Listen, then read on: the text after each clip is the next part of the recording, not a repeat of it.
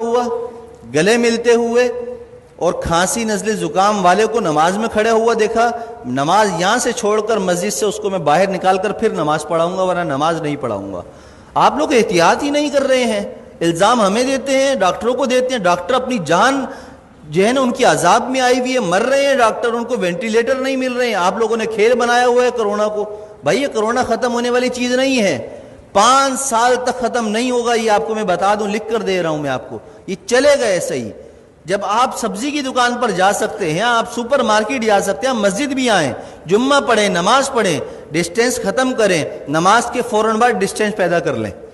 سنت نفل پڑھنی ہے، پیچھے چلے جائیں، جگہ بدل لیں،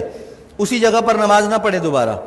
یہ ایک کام تو یہ کریں، ہاتھ نہ ملائیں، ماسک کا استعمال لازمی کریں، ہر کوئی اپنے پاس رکھے، باہر سے لگا کر آئے، نماز پڑھتے ہوئے اگر کسی کو اتارنا ہے تو اتار لے، لیکن نماز سے پہلے یا نماز کے بعد اگر آپس میں سامنے کھڑے ہوئے بات کرنے ہیں، بغیر ماسک کے کوئی بات نہیں کرے گا۔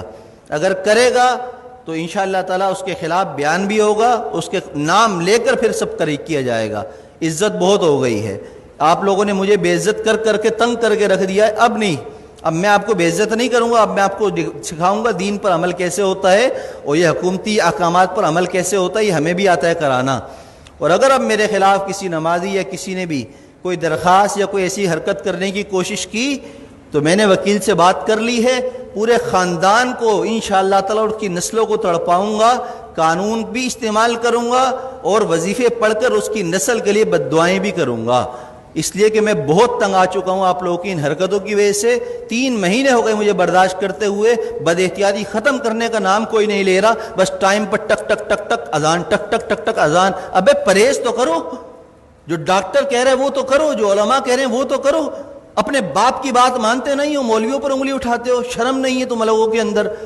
میں نے کہا تھا، ہمارے نائب امام صاحب نے ایک جمعے کو رمضان میں نہیں تھا، تھوڑی سی رکعت لمبی کر دی تو پیچھے 2 لوگوں نے کہا کہ آپ کو نماز پڑھانی ہے، اتنی لمبی نماز پڑھا دی، شرم نام کی چیز نہیں ہے، امام کو ایسے کہتے ہو؟ پورا زندگی جس نے قرآن پڑھنے میں، علم حاصل کرنے میں لگا دی، تمہاری نماز پڑھاتا ہے، اس کو تم کہتے ہو نماز پڑھانی نہیں آتی؟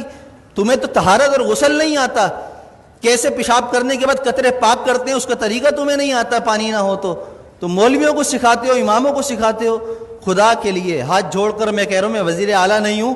کہ کرپشن کر کے ہاتھ جوڑ رہا ہوں آپ کے سامنے، میں امام ہوں، میرا کردار آپ کے سامنے ہے۔ 7 سال ہو گئے، میری ساری نمازیں سب کچھ، کسی نماز میں اگر میں نہیں ہوں تو اس کی کوئی نہ کوئی شرعی عذر ہوتا ہے میرے پاس، لیکن وہ عذر پیش کرنا میرا آپ کے سامنے نہیں ہے، میں آپ کے سامنے پیش کروں، اللہ کے سامنے پیش کر دیتا ہوں، میرا دل صاف ہے، مجھے ضرورت نہیں ہے اپنی صفائیاں دینے کی۔ لیکن احتیاط کیجئے، عمل کیجئے، جمعے کی نماز بھی مل کر کھڑے ہو کر پڑھیے اور فوراً جدا ہو جائیے، دور کھڑے ہو کر سنتیں پڑھیے، اور عصر کی نماز سے ماسک کا اہتمام کیجئے،